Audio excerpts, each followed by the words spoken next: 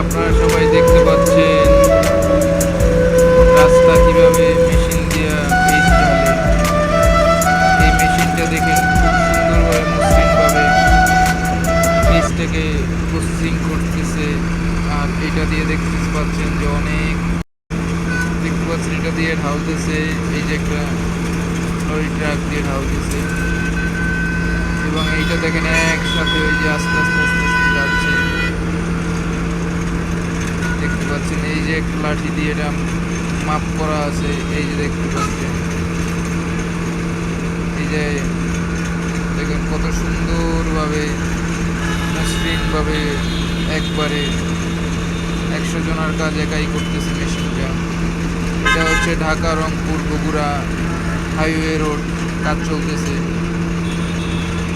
দেখতেই পাচ্ছেন। আল্লাহ হাফেজ, সবাই ভালো থাকবেন। লাইক